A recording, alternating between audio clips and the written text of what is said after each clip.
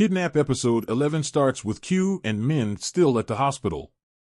Min asks Q to consider giving Katja a second chance. After his conversation with Katja, Min believes that the man is doing his best for his son.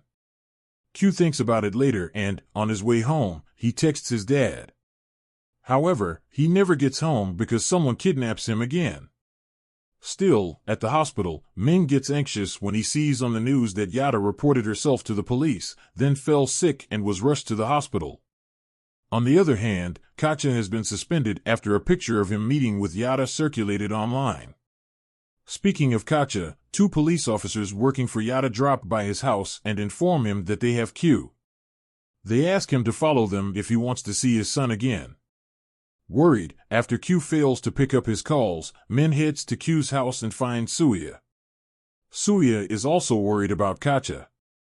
The 2 team up and drive to James's house, hoping he knows where to find Yada's men. James tells them that for a few weeks, Yada and her men have been smuggling drugs and meeting at a local, secluded warehouse. It turns out that Yada also snuck out of the hospital and is making final plans to get her revenge and flee the country. After learning these, the 3 of them head to the warehouse. In the meantime, Q frees himself and tries to escape. He runs into Katja, who says he is there to save him. Q is touched and they have a sweet dad-son moment. Q is happy his dad finally chose him, but he is also scared Yada will kill his dad. At the same time, Katja is willing to die for his son. As they talk, Yada's men spot them and drag them to her. On the other side of the warehouse, Min, James, and Suya put up one hell of a fight against Yada's men. After beating the men, Min rushes to find Q. He sees Q and Katja kneeling before Yada. Yada plans to shoot Q to make Katja suffer. Min uses a motorbike parked nearby to create a distraction. Once Katja sees the opportunity, he fights back, and Min joins him.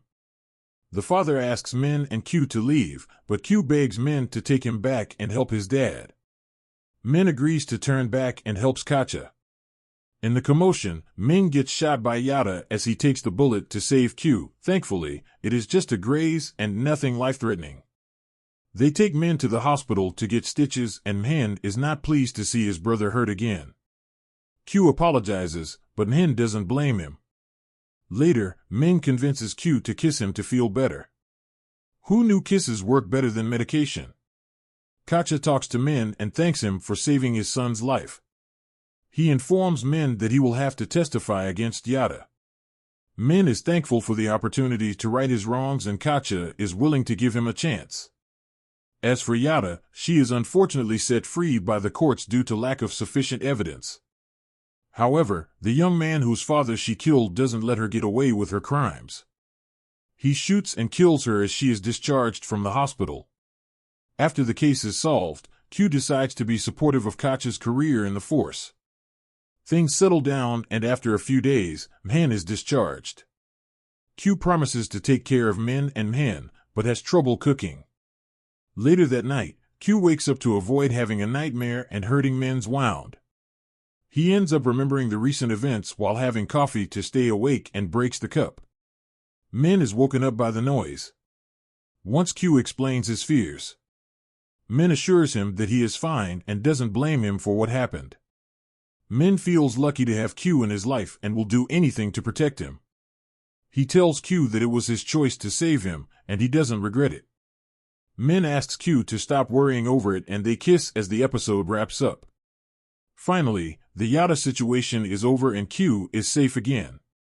While the episode was intense, the way Yada died felt anticlimactic. The storyline felt rushed, but still perfectly wrapped. As long as she is 6 feet under, I guess it doesn't matter who put her there. The only disheartening thing is that the court failed the young man and all the victims of Yada. If the court had remained honorable and done the right thing, that young man wouldn't have taken the law into his hands.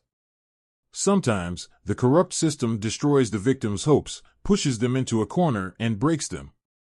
With one episode left, we expect nothing but loving moments. Based on the trailer, we are in for heart-fluttering moments as we say goodbye to Min Q.